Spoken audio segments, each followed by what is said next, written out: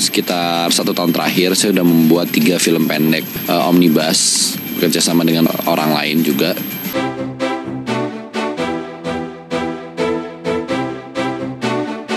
Sosok Reza Rahardian memang bisa dikatakan sebagai salah satu aktor ternama dan multitalenta. Sudah cukup lama Reza menggeluti dunia hiburan, bahkan hampir 2 dekade. Nah, dari kerja kerasnya inilah sehingga menjadikan Reza sebagai salah satu aktor yang kaya raya dan bergelimang harta. Pengen tahu seperti apa kiranya sumber kekayaan Reza saat ini? Ini dia, Mimin sudah rangkum mulai dari yang hanya pemain FTV hingga menjadi sutradara. Dari artis kini jadi sutradara.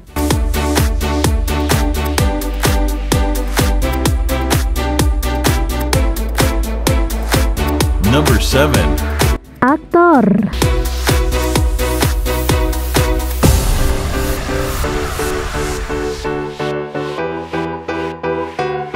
Siapa yang bakal menyangka jika sosok aktor termahal Indonesia, Reza Rahardian, dulunya cuma artis FTV saja. Artis-artis ini ya bisa dibilang anak bawang di industri hiburan tanah air saat ini. Bahkan banyak yang mengatakan, jika bayarannya sudah pasti nggak mahal-mahal banget. Salah satu yang membumbungkan namanya ketika itu adalah sinetron yang berjudul Celonya Pacarku yang tayang tahun 2005 silam. Saat awal-awal bermain di salah satu sinetron maupun FTV, bayaran Reza cuma 1,5 juta rupiah per episode saja. Asal tahu aja, diperkirakan harta kekayaan Reza Rahardian di tahun 2021 ini sudah mencapai 72,4 miliar rupiah. Wih, acung jempol deh buat aktor serba bisa ini ya guys. Kamu pasti udah sering dengar Reza lagi, ya bukan? Ini karena Reza pengen menerima segala peran di layar lebar tanah air loh. Mulai dari bos galak, suami, dan bahkan jadi sosok Benyamin. Usut punya usut nih guys, ternyata Reza dapat honor sekitar 1,5 miliar rupiah buat film Habibie dan Ainun. Kemudian honornya melonjak jadi 700 juta rupiah dari film Rudy Habibie yang diperankannya. Selain jadi aktor di layar lebar sebuah film, Reza juga menyempatkan diri bermain seni peran di atas panggung teater loh.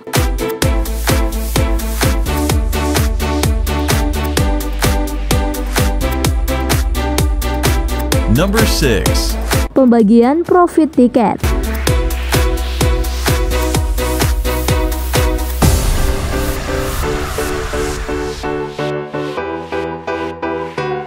Menjadi aktor papan atas ternyata sangat didambakan oleh semua orang.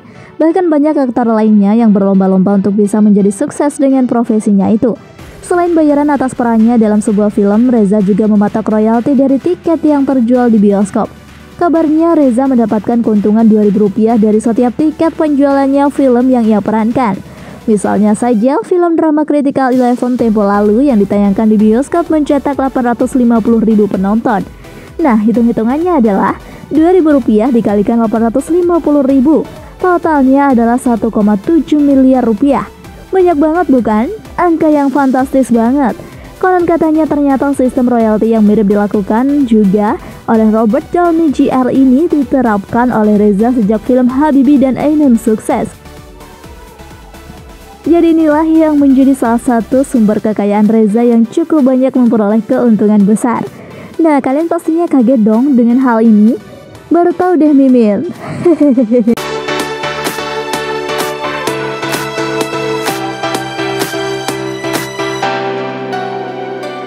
Number 5. Brand Ambassador.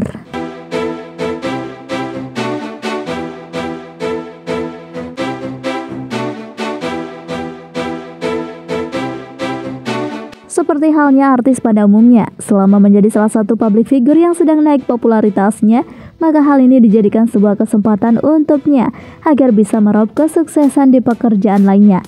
Salah satunya yaitu seperti ambasador sebuah produk.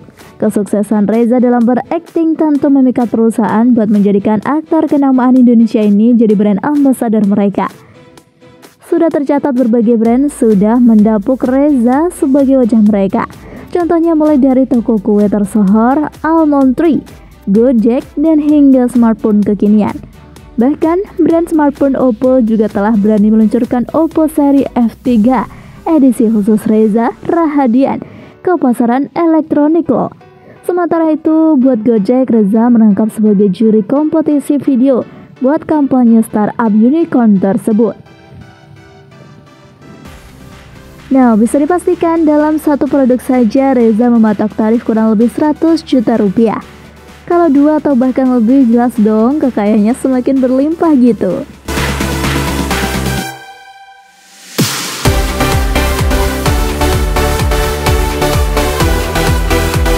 Number 4. Bintang iklan.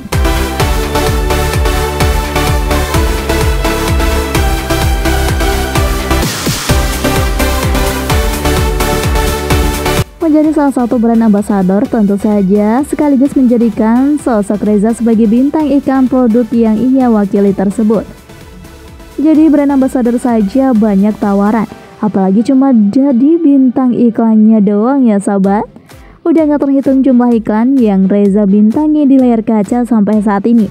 Salah satu yang paling fenomenal adalah iklan sabun Lux yang dia bintangi bersama Marissa Nasution dan mendiang Ashraf Sinclair. Jadi seorang bintang iklan tentu saja tarif dan honor yang ia terima tidaklah sedikit. Apalagi jika produknya itu sudah populer dan ternama.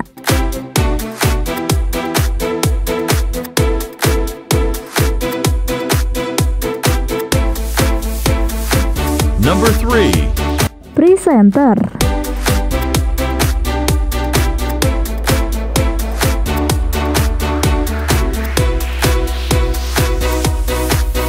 Selain berakting dalam sebuah film dan FTV dulunya, ternyata Reza juga pernah melakoni pekerjaan sebagai presenter loh. Wah, aktor satu ini emang serba bisa deh, multitalenta. Beberapa acara yang pernah dipandu oleh Reza diantaranya yaitu Grand Launching Net tahun 2013, acara Gebiar BCA di tahun 2014, dan layar perak Metro TV di tahun 2015. Jika Anda menyukai video ini, silahkan klik like dan subscribe untuk mendapatkan video update terbaru dari kami. Bahkan meski disibukkan dengan aktingnya di berbagai film, tidak membuat Reza kehabisan akal dan tidak bisa mengatur waktu untuk bisa menggeluti pekerjaan lainnya. Buktinya saja, Reza tidak pernah menolak jika diminta oleh sebuah stasiun televisi untuk membawakan sebuah acara.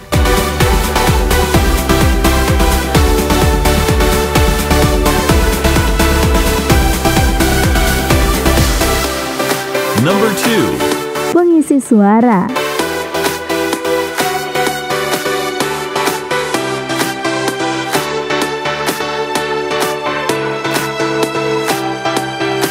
Gak puas rasanya jika hanya menjajal kemampuan acting dan presenting, ternyata Reza pun mencoba jadi pengisi suara alias voice over.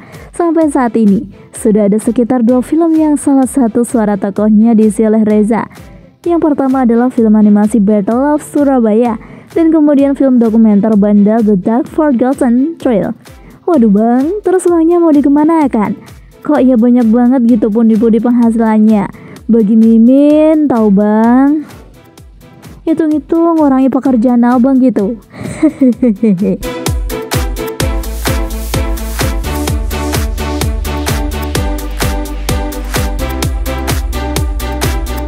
Number 1. Sutradara.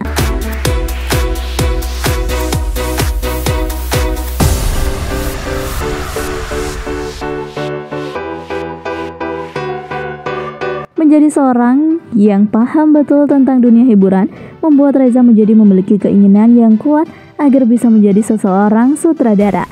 Nah, ternyata profesi ini sudah ia idam-idamkan sejak dulunya. Sebelum dirinya memerankan tokoh Habibie dalam sebuah film yang berjudul Ainun dan Habibie, menurut kalian gimana nih? Ternyata Reza pun melanjutkan jenjang karirnya dengan mencoba jadi sutradara loh. Sebenarnya di tahun 2011 lalu, aktor kelahiran 1987 ini pernah mencoba jadi sutradara buat proyek film pendek. Nah, terakhir ini Reza kembali duduk di kursi sutradara buat proyek kampanye iklan salah satu perusahaan asuransi. Namun sepertinya pemasukan dia dari sini nggak gitu besar deh. Masa sih? Gak yakin deh Mimin kalau bilang honornya kecil. Toh menjadi sutradara sebuah film pastinya sebuah proyek yang sangat menguntungkan gitu. Bagi kalian yang tahu kira-kira berapa honor dalam profesi sebagai sutradara, yuk komentar di bawah ini. Sekalian dong bagi-bagi informasi penting biar gak ketinggalan zaman gitu.